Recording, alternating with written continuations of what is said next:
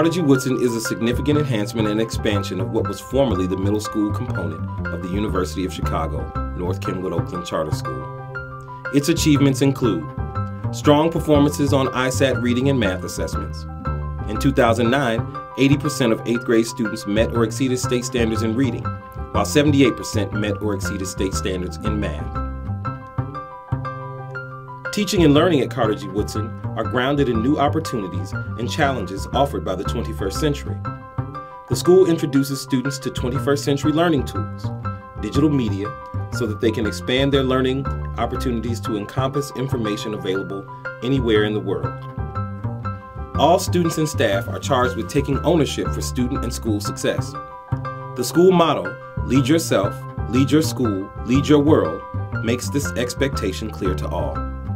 Teachers take formal leadership roles as department coordinators and team leaders. Teachers also organize school events and share expertise with others.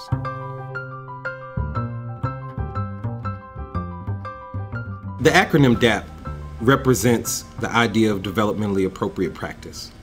We think at CGW that everything we do needs to be geared toward the needs of adolescents, whether it's their brain development, the social-emotional changes that they're experiencing, or even the physical changes. The design of this school and every program within this school should be responsive to particular adolescent needs. Early adolescence is a time of exploring independence and building identities, relationships, and ways of being. School activities are designed to give students safe ways to explore their interests, build relationships, and create positive identities. In X Block, students choose weekly X Block classes, which are designed and led by Carnegie Woodson teachers and staff in areas such as team building, the arts, fashion design, real estate, cooking, and entrepreneurship. X Block fosters self-development and positive social relationships across our grade levels. The small multi-age classes are safe places to take risks by exploring and building interests in areas outside of the core academic classes and learning in non-traditional ways.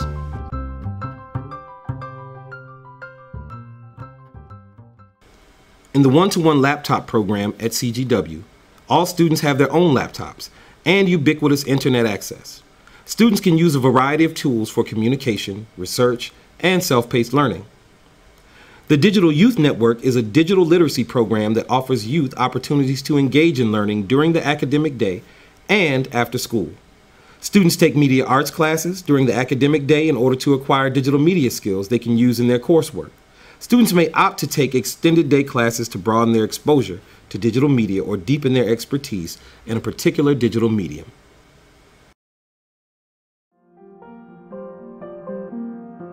Professional development at Carnegie Woodson Middle School is largely done in-house. Teachers are offered weekly professional development sessions, and the focus of those sessions is determined by teacher needs. These sessions are led by teacher leaders as well as administrators. As sort of an opener, I'd like you to reflect on this question and then find a mate to discuss with. What does, and you might go both ways with this, what does low expectations look like in the classroom? Right is outside. Ariane Moore, please come down for dismissal. 3 minutes to talk with a partner. Think about it. What does low expectations look like? What would you expect to see in a classroom where there was low expectations for children? It's kind of like that learned helplessness in the students. So that really can. But also, I mean, it goes both ways, right? Yeah. But it also goes to having like lower, crappy lesson plans too. And I think a teacher talking, really a couple pieces that I've had for observations, like we talk more than in any given double block, like more than 10-15 minutes total. That's just like, it's like, I think it depends what on it the is. lesson. Depends what it is, but if you're talking too much, that's kind of like, all right, well, if you're not hearing it from me, then you're not going to be able to learn it on your own. What we were saying is there's more teacher talk, but not really any student-generated ideas. Like, you don't hear from the students.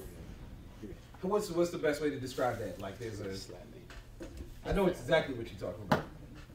So it's not a balance between like teacher talk and student-generated ideas and discussion. Too much teacher talk. they're not working, or they're not generating questions or ideas and discussion. Or they're not even being asked to work. We've put out a lot of tools and a lot of expectations, but I want to start today by re-clarifying, and we've rewritten some of our expectations. As we're in our classrooms, we see a lot of good work. There's a lot of good work in our teams and in our classrooms. But the fact is, in many cases, in some cases where I've observed personally, we're missing the mark too much. I think we're working hard in many cases and not as smart as we could. So there's some things we need to improve. Our subject area coordinators are charged with a lot of work because they're teaching, helping to coordinate curriculum, and they're in your classrooms on a regular basis, observing and giving feedback. And you should know that this is a growth process for everybody involved.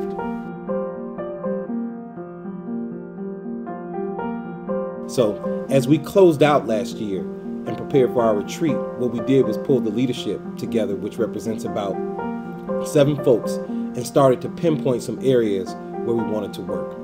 One huge upcoming shift that kind of fell in place this year was that we had coordinators in every one of our core subject areas in math, science, social studies, and literacy who will be freed up for 2/3 of their time. The mission for them during the time that they're freed up is that they are able to go in, conduct observations, support, and coach other teachers in improving instruction. The thinking behind this is we extrapolate from the core group that we had and try to spread out the teaching support and push teachers to teach at a very high level. So how do we get folks into that culture? And then it's represented quite a shift for those people who were coming into a new phase of their own leadership. How do I maintain my identity as a teacher, as a peer, as a colleague, while going in and casting a critical eye and then offering feedback and setting expectations for someone who just a year ago would have been my peer or just a colleague?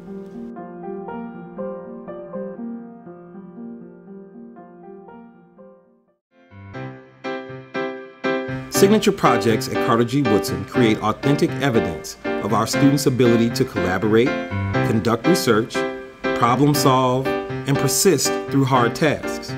These projects are also a source of community and an extension of the idea that our practice is public. What made me want to do this project is because a lot of people say because salt is just salt, no matter what kind it is, it just contains the same amount of distance. So I created a test to see if what they said was true. So you use different types of salt. Yeah, yes. Sea salt, Celtic sea salt, Celtic sea salt, table salt, and Epsom salt. It's not a top-down science fair is going to go like this. We actually sit down as a group and we discuss what will work. At the end of the day, they have classes to teach. We have, our curriculum is mapped out. They have all these students. The 6th grade teachers have a lot of new students. I respect their opinion and their ideas. So everything that took place is what we created as a collective. There isn't too much that I did independently outside of maybe a lot of the follow-through with actually the execution and making it happen, but we worked it out together. 350 of our students who have completed the process of selecting a poem, doing the analysis of that poem, committing that poem to memory, and then performing on one of a few levels. So students start out in their classroom, then they go to school-wide competition, and we end up here tonight with the 10 finalists from our school-wide competition. I want to say a little bit about this, just why it's important academically. Obviously, it relates to literacy, but it's deeper than that. What we hope our students gather in this process is some courage and the will to stand up.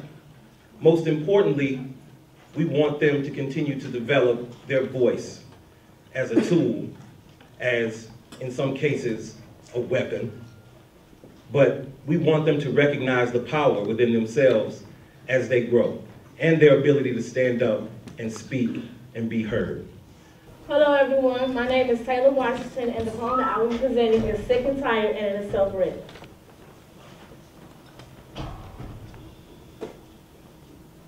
My name is LaMaya Williams. I'm always complaining about how I'm sick and tired. I'm sick and tired of school and homework and things like that. My mama always say, girl, you too young to be sick and tired. People deal with far worse things than you. You're blessed. I pondered to myself about what she said and how she said it to me. Like any ordinary day, a news report came and said that my friend Anthony was shot.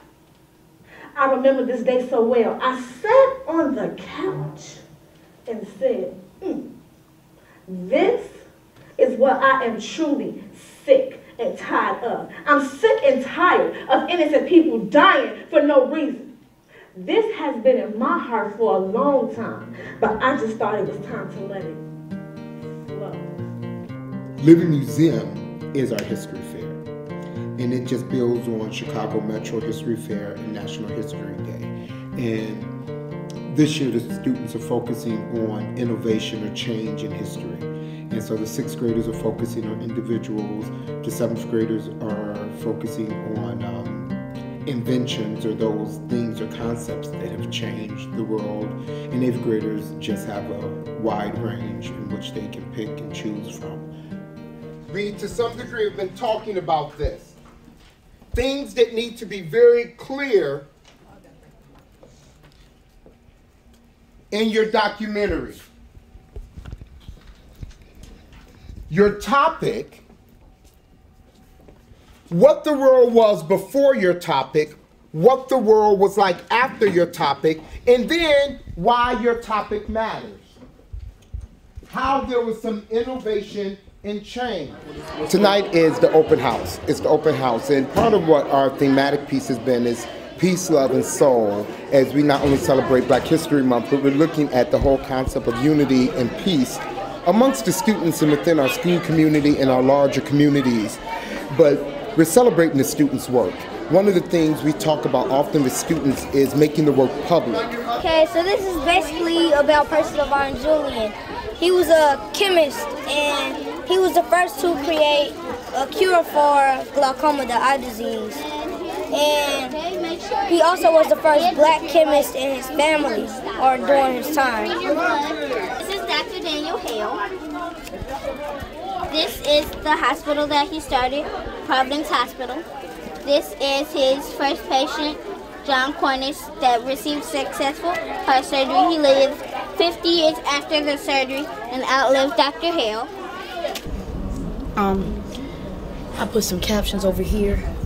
Here's one of the things he, like I said, no stereotypes. Langston vowed never to use Black stereotypes in his writing. These stereotypes implanted false, ambitious lies in the minds of white and Black people. Down here, the Chicago Defender. Langston's greatest creation, Simple, was first introduced to the world in the Chicago Defender. Simple had elaborate and interesting views on the world's problems.